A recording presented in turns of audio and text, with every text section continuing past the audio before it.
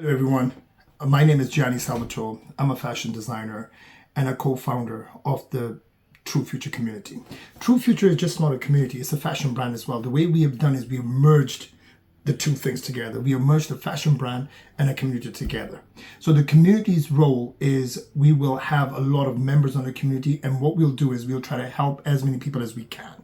And the way we're going to help is this. For instance, all right, if we go to Jill is a mother, and Jill's son is getting bullied in the school, but the school hasn't done much about it, and Jill doesn't have the voice to be heard.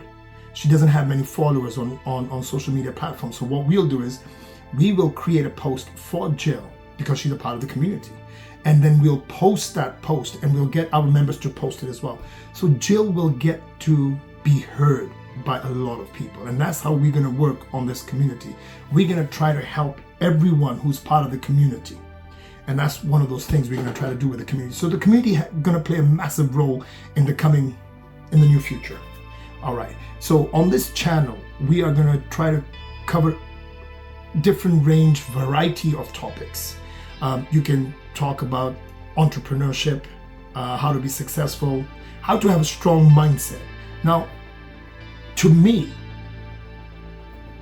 and with my lifestyle, the way I have realized the best way to achieve anything, to how to be successful, is to have a good and strong mindset. So in today's video, we are going to talk about some of the most powerful, famous people whose mindset has led them to a different type of human. Like those humans who don't care, and those humans you really look up to. And that's what we're gonna try to talk about today. In this video, we're gonna talk about how important a strong mindset is.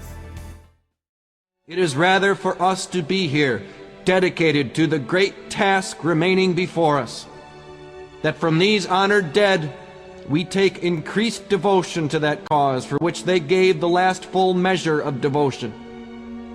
That we here highly resolve that these dead shall not have died in vain. That this nation, under God, shall have a new birth of freedom. And that government of the people, by the people, for the people, shall not perish from the earth. The midst of civil war, and Lincoln had to make some tough decisions that would have severe consequences in the future. One of the decisions was to issue the Emancipation Proclamation, which declared that the slaves in the Confederate state shall be then, therefore onwards and forever, would be free. Now remember one thing, there were some big rulers back then as well. There's some high elites who controlled a lot, and that really angered them. And you can imagine that when you have these elites, the ones who control most of the things, and when you go against them, the consequences can be dire. But did he care? No, he did not. He did not care, because his mindset was that he wanted to achieve something and he will achieve it. And that's the mindset everyone should have. It's like you fight for something, what you believe in, and you fight till the end. You don't give up.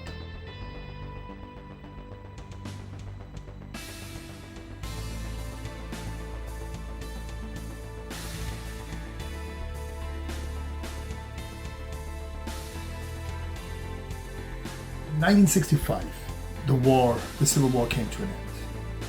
And finally, President Lincoln could get to see his dream come true. To see a successful America, to see a free America. But unfortunately, a few days after the war ended, President Lincoln got assassinated. Now, the thing is this, right? The word assassination is just the word when me and you are talking. But can you imagine when someone who knew what he wanted.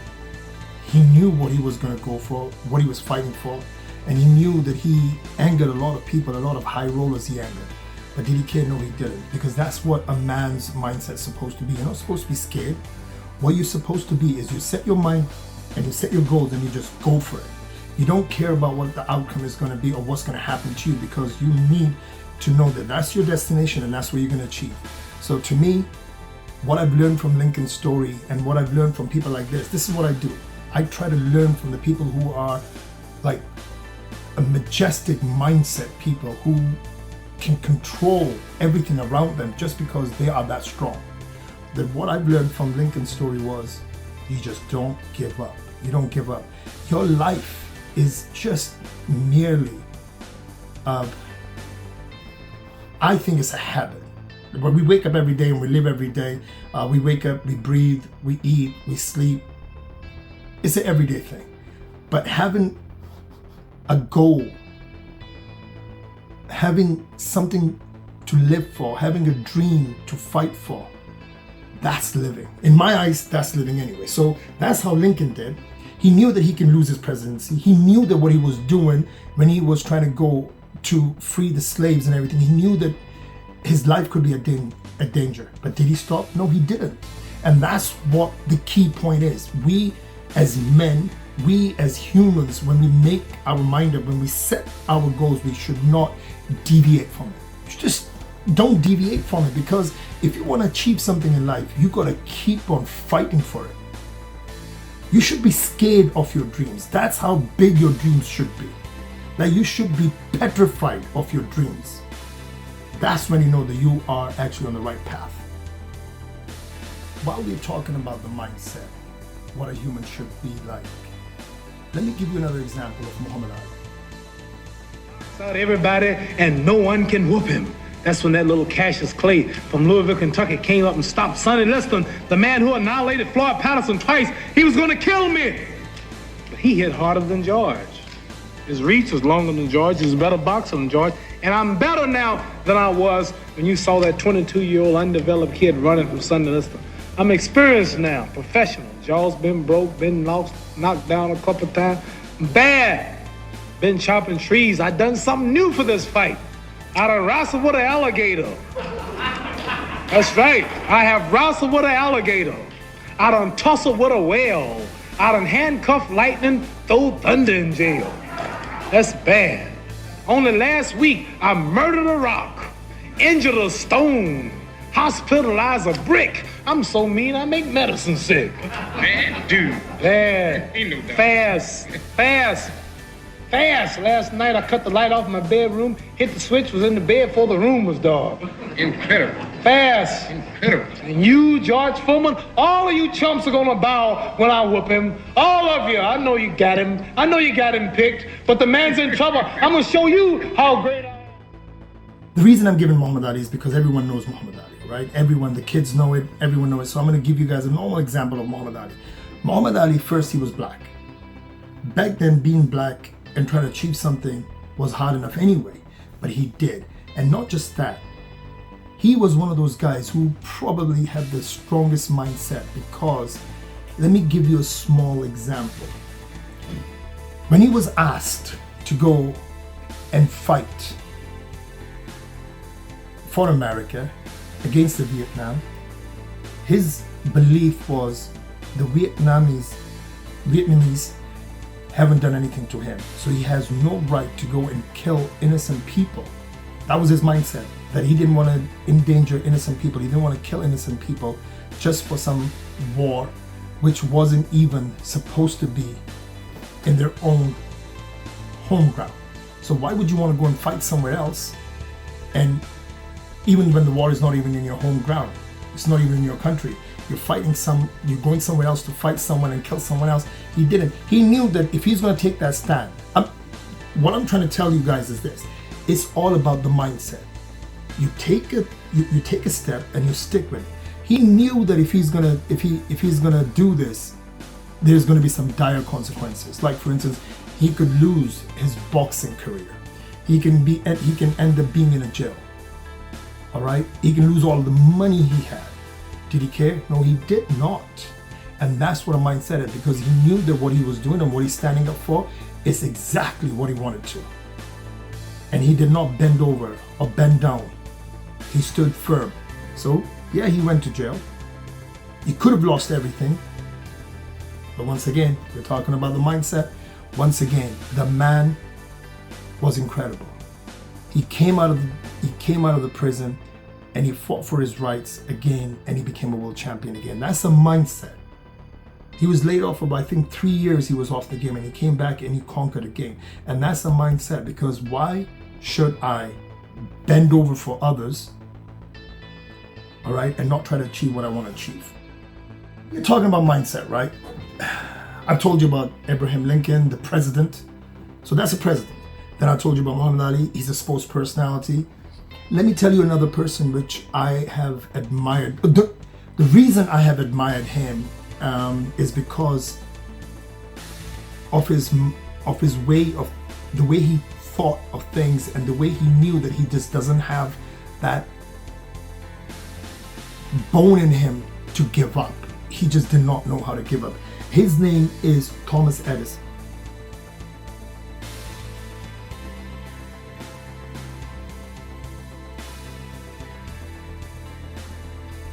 For the people who don't know who Thomas Edison is, he's the founder of the light bulb. Wait a second. There was a lot of other people who were trying to do the same thing. They were trying to come up with a light bulb, and there was a lot of experiments were happening. Let me tell you why and what quote which got me, and it put a smile on my face, because that's a genius way of looking at life. So back then, they used to have convention where a lot of other inventors used to come, and they used to show their inventions and everything. And Thomas Edison used to go there. One time when he was there, somebody laughed at him and said, "You have failed 999 times. How the hell are you going to make this light bulb when you have failed 999 times?" Guess what that little genius turned around and said? He turned around and said, "No, I have found," listen to the words, "I have found 999 ways now how not to make a light bulb." Do you see what he said? One man is saying that you failed 999 times.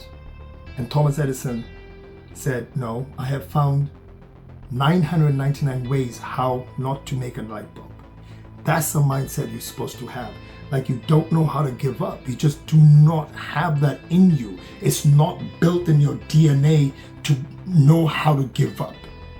Okay, so this is what makes you and different to everybody else. Makes you stand differently to everybody else. Takes you away from the bracket of being a sheep into a master mindset. Is do not know how to give up. Just don't give up. You just don't give up. There is no option of giving up. And that's the way life should be. Okay, you're probably thinking, why am I sitting here just talking to you guys about Abraham Lincoln, Muhammad Ali, Thomas Edison, and all this mindset? Okay, let me share my story with you. So I'll share my story with you guys, and I'll let you guys be the judge of it. All right, that why a strong mindset is so important. And you'll see that why am I fighting the fight I'm fighting. All right, that I'm trying to do all this for a reason. I'm trying to make young men strong. I want them to be successful. I want them to have this mentality where they can go and achieve whatever they want, set their self a dream and go and get it. So let me start with my little story with you guys. When I was 5, my mother sent me away to live with my auntie. Unfortunately, there I got abused, sexually abused by the neighbor. My auntie did not know about it. I never told my mother. I just kept that to myself because I was scared. I was petrified. I was scared that if I tell my story to someone, it might happen again. At the age of 7, this unfortunate thing happened to me again. So for the second time, I got abused as a child. And it was brutal. It was brutal. So me sitting here in front of you, telling you guys all this about strong mindset and everything, and why is it important that a man needs to be strong mentally, so strong that nothing can break him, I'll explain to you now. Until the age of 13, I couldn't speak because of the trauma. I couldn't speak, and I was always in my shell. And because of that, I used to get bullied a lot in school. Like literally got bullied because I used to be called a weirdo because I was quiet and this and that. Little that they knew that what I was going through was extremely painful, because first I had to live with the fact that what happened to me. Then I was scared of other people because I didn't want anyone to come close to me or touch me. So all of that. And I just didn't want to speak to people. I just couldn't speak to people. I just didn't have the confidence or anything like that. But it gets lonely. It gets lonely. So I thought, fine, if I'm not good at talking to people, if I am that skinny boy with the big ears and everybody's going to take the mick out of, let me do something different. And I was always good at designing, always being creative since I was a little kid, even a baby. My mother tells me, even as a baby, I was creative. I don't know how, but I was. If she's saying it, I believe her. So I was always into fashion. So I decided, look, people are not going to talk to me. I'm going to make them like me anyway. So why not? I'm going to come up with, and I'm going to design clothes, and I'm going to wear those clothes, and people are going to like me. Little that I knew that was going to get me into more trouble. So I started designing my own clothes. I started wearing my own clothes and my school uniform and this and that. The bullying got even worse because now they were not just bullying me for being quiet and skinny and this and that. I was getting bullied for being weird as well and dressing up like a weird man. Now, that for me was good. The reason was, at least in my head, people were talking about what I was doing. In my head, it was like they're talking about the clothes I'm wearing. All right, they're talking about it. So everyone was talking about it. The school said the boy who wears the weird clothes. I knew that they're calling me weird and they're calling my clothes weird, but I knew they're paying attention to it. So it gave me this unrelentless energy to keep on going for it. And I was enjoying it. To me, that name calling and everything made me even stronger, because it made me realize one thing. Now, this is the weird part about people. It can work differently for others, but it worked amazing for me. In my head, I'm thinking, fine, they're saying wrong things to me. They bully me and everything, but they're talking about me. They're talking about the clothes I'm wearing, the clothes I'm making, and this and that. I was like, fine, I'm not going to give up. I'm not going to give up. And I started to get my father's leather jackets, cut them, then sew them and wore them. I even got called Fonzie because of the leather jackets. Didn't stop. I just did not stop. So my mother saw my passion, and my mother was like, fine, why don't you do this? Why don't you design something and I will take you to a proper tailor to get a leather jacket made for you. So at the age of 12, I designed my leather jacket. I done the pattern myself as well. So that was a weird thing. I never knew how to do patterns. I never knew how to come up with designs. Like, for instance, remember one thing, right? Back then, we didn't have the Google. We didn't have the search engines. We didn't have the YouTube or Instagram or any of the platforms where you can just go online shopping. You can just see these things. You have to physically see them on someone to know what they're wearing or what a fashion is all about. You just didn't get to see that much, apart from a little bit on a TV now and then, and that's it. All right. So when I designed the leather jacket and I did the pattern, and my mother took me to the tailor looked at it and looked at me and looked at my design, and he asked me, who done this? And I said, I did it myself. And he said, what was your inspiration? I was like, and here is my inspiration. He said, you did not copy it from somewhere? I was like, no. He said, how did you know how to do the pattern? I said, I read through the design books, because that's the only thing we had back then. You gotta understand one thing. We only had books. You had to have books, and you had to go through books, read books after books, just to learn and educate yourself. And that's what I did at the age of 12. I learned how to make a pattern, which is very freaking hard, but I did. And the tailor was shocked. So he made the leather jacket for me, and he did not charge his fee. The only thing he charged was for the leather. But he did not charge his fee, because he was like, you're 12 and you designed this and I love it. And he really liked it. And that gave me confidence, because remember one thing, I was getting bullied by the kids. But there's a guy who's a tailor who's made thousands of leather jackets, and he is appreciating a 12-year-old boy who has come up with something which other people haven't. So imagine that. That's what I'm talking about. That's what I'm talking about. I'm talking about, there's one side I'm getting bullied. All right, people are calling me weirdo. People are like trying to put me down and everything. But here I'm thinking, wait a second, they're doing all that, fine, but yet they're talking about what I've created. They're talking about this, like, oh, look at his clothes. He's so different. He's this and he's that. That is what I wanted to be, different to everybody else. Not a sheep. Not a sheep. Can't do the sheep. Never gonna be the sheep. So that's how I got into fashion. That was my first step into fashion, that leather jacket. So then I went to uni and everything. And let me give you another story about it, that this is the way a person, when he sets his goals and he doesn't give up.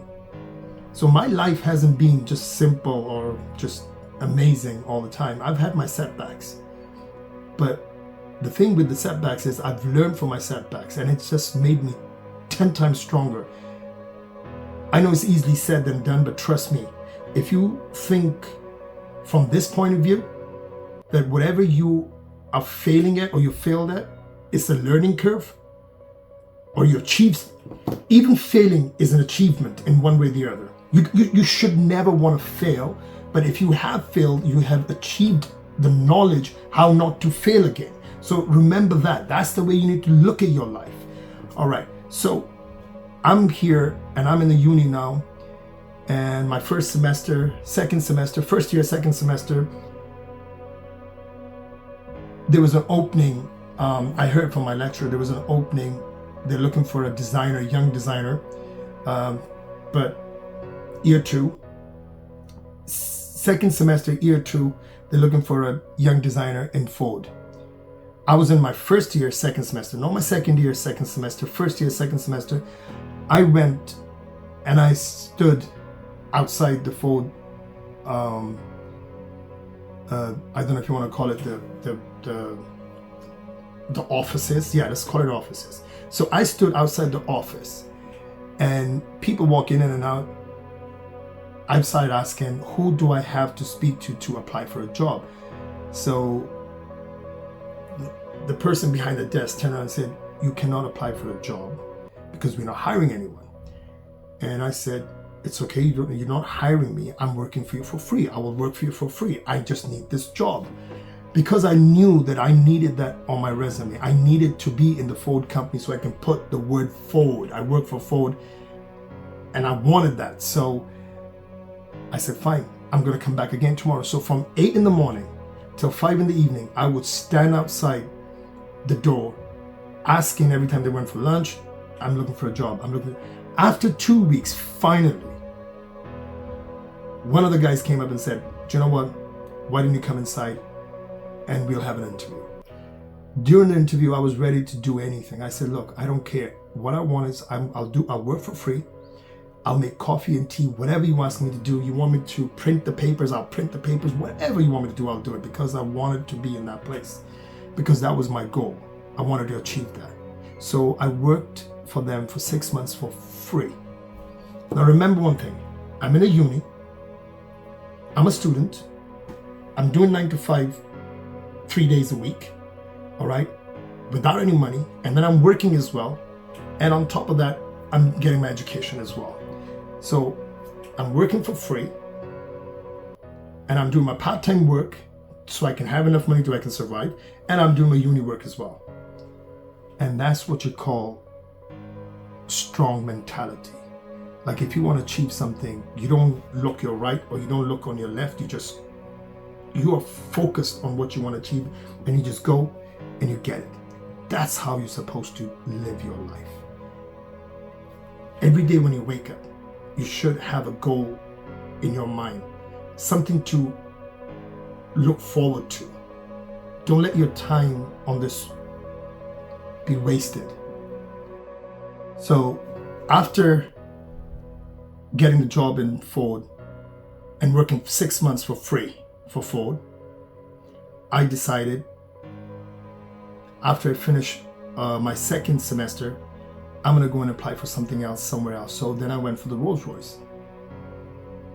Now I had the Ford resume with me, so they knew that this boy, this young lad, has some kind of a capability. Listen to what I'm saying now, okay? I did the hard work in Ford, all right? I worked there for free for 6 months without anything, and I made trillion cups of coffee, or tea to be exact, all right? But I was the first person to be in that workplace and the last person to leave. So what they did was every time when they entered, they saw who? Me, my face. That's the way it was. It's a psychological game you play with people. And the last person they saw before they left was me again. It's a psychological effect, because what happens is when you enter, you're seeing a face. When you're leaving, you're seeing a face. That face becomes your everyday thing. And that's the way it was. I set myself in such a way that they recommended me, an amazing recommendation, when I went for Rolls-Royce. And the Rolls-Royce hired me as well. And I did the same thing over there. I worked on little small projects now and then, and I worked there for 6 months, then I left. The reason I left Rolls-Royce because I had a different dream. And my dream was to be a designer, fashion designer. So I did. Now, started my fashion brand, which is called Gianni Salvatore, G Salvatore, and it was on the heights of the height. It was amazing. People were loving it. I was living a life, the dream life you can imagine I was living. Then came another setback. The reason I'm telling you about the setbacks is just to let you know that have a look at all these people I mentioned about the setbacks. Have a look at the people, what they had to go through, and they didn't give up. But when they didn't give up, they end up achieving something which is far greater than they could have imagined. So here I am in front of you. I'm about to tell you about the other setback as well. So this was the biggest test of my life, what I'm about to tell you. I told you about what happened to me when I was a child. Fine, I was young, didn't have much understanding. So the things I went through, I couldn't express my emotions or anything. So I went to a shell. But then I had to get myself out of the shell. We didn't have back then the psychiatrist on every corner to help you and this and that. We didn't have that. You had to fight for yourself. So I'm going to give you something else. Imagine this, right? Do you know the people in Africa, the people who are in drought, and they don't have enough food to survive? Do you think they complain much? Do you think they say, I don't feel like getting out of bed today because I'm depressed, because there's not much food out there? No, they won't do that, because what they will do is they will get up and they will go and hunt for food even though they're dying, because survival is the key for you to be living. And there is no time for depression. So the reason I'm using this word depression is related to my next story. So I was on the height of my success, working with some absolutely amazingly big names you can think of in the film industries, to your music industry. I was working with the big names. My wife decided that she wanted to go on holiday. My ex-wife decided that she wanted to go on holiday. So she went on holiday with my 2 kids and never came back. can you imagine that one day you're just living a normal life and everything is good. You're coming home to your family, to your kids, and you're hugging your kids and you're kissing your kids, and they go on holiday and you say, okay, goodbye. I'll see you guys soon in 2 weeks or 3 weeks. And those 3 weeks turn into 3 months, and then 6 months, she did not turn back. She did not come back. And the last time I spoke to her was on a Skype, where the Skype went down. And the next time what I saw was a divorce letter in my hand. Now, I'm going to explain something to you. As you can tell, or the people who have listened to me, you've seen the way I fight for the kids. And I've just told you about my story, what happened to me as a child, the sexual abuse I've been through. Can you imagine a man who's been through sexual abuse? He cannot let his kids be away from him, because who's going to protect the kids? Can you imagine what I was going through? So she left with my kids. I didn't have a clue where they were. I went looking for them everywhere in the world. And when I got back, the things I got served with was divorce papers. I'm not going to use the word depression. I wasn't depressed. I was sad, so sad that I used to get my kids' clothes out and put them on the floor, and I used to sleep on them. That was the height of my sadness. All right. Well, actually, it makes me sad right now as well when I'm talking about it. But what happened was, because I was doing that, and I was spending a lot of time on Google trying to search and this and that, trying to see if it's any like a suicide bombing or car accidents or any other crashes or anything. I was just trying to find them. Any means I could. I was trying to find my family, and I couldn't find my family. So I lost track of time. I did not know, because I wasn't sleeping. Of course you're not going to sleep. You're worried, man. You're worried about your kids. How are you going to sleep? You don't sleep when you're worried about your kids, when you don't know if your kids are alive or not. So you don't sleep. So I was up all the time. And during that time, I lost track of reality. The way I lost track of reality was, I did not know if it was day or night.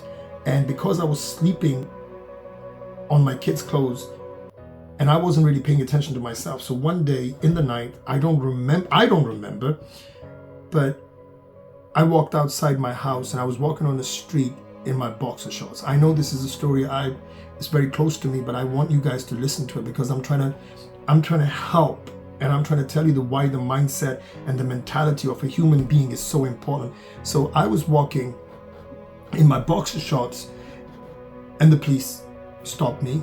Luckily, the police officer knew who I was, so he brought me back home. Well, brought me back to my parents' house, because I didn't have a house there, obviously. You know, when you get divorced, what happens? So brought me back, but they had to report that incident, and they reported to the thing, and they were worried, and they told my dad that they're worried about me because I shouldn't be like this. So I had to go and I had to have counseling. When I say the word counseling, that means I had to go and see psychiatrists and this and that. By the way, I've done my fair share of psychiatry. I've studied psychology as well, so I understand a little bit. And for 4 years plus, every day, I've been on a medication. I was taking 2 antidepressants and 1 sleeping tablet every single day for 4 years. And it took me from being a successful businessman to becoming a fog-minded human being who didn't want to get out of bed, who didn't want to do anything, lost all his speech. In a way, when I say I lost my speech, I couldn't talk the way I talk right now, the way I'm talking to you guys, lost my confidence, went into my shell. Because the antidepressants were not there, and they weren't helping me. They were, in fact, stopping my brain from thinking out of this thing which I was stuck in. So I couldn't think outside the box, because I was stuck inside the box, because I was heavily dosed with antidepressants and sleeping tablets. I just didn't want to stay awake. Cut the long story short, I'll get to the point. The point is this, that one day I was at in the meeting where they had 2 psychiatrists, one psychologist, because they kept on changing because they couldn't break through me. So I had 2 psychiatrists, 1 psychologist, and 1 intern, like a young psychiatrist wannabe or whatever you want to call him. No, I'm sitting there and they're talking to me and they're saying, Mr. Salvatore, you know you have to get up. You have to put effort into it. You have to take your kids to school. You have to go to work. You have to do this. You have to do that. And all of a sudden, just like that, something just clicked in my mind and I was like, what? Wait a second. I don't have to do anything. Because the word have, with all my intellect, with all my education and everything I have consumed over the years, have told me that the word have is used for slaves. Hey boy, you have to do this. You have to go and clean that thing. You have to do this. You have to do. It's a slave mindset. And I wasn't ready. When it clicked, it just clicked. I got up. I had the medication on me because they wanted to see the medications I'm taking. So I had the medication, all the medication in my hand. And I turned around and I said to them, and I said, what do you mean I have to? No, I don't have to do anything. Please pay attention to every single word, what I'm about to tell you, or what's going to come out of my mouth. Pay attention to every single word, okay? I don't have to do anything because I choose to do this, all right? I have chosen to get married. I have chosen to have kids. I have chosen to have my own businesses. I have chosen to be in this room today. I have chosen everything that I am doing. I have chosen, not that I have to, I choose to. I said, how you guys are gonna correct me? How are you gonna help me when the language you're using is not even the right language for me? You're already putting me into a box that I have to, the box which is made for a slave mentality that I have to. Sorry, no. I don't have to do anything. I choose to do it. In fact, you have to do this. You have to wake up at 7 o'clock in the morning every day, 5 days a week. By 7:15, you got to have your coffee. Once you're done with the coffee, all right, then you have to go into a shower. Listen to the words have.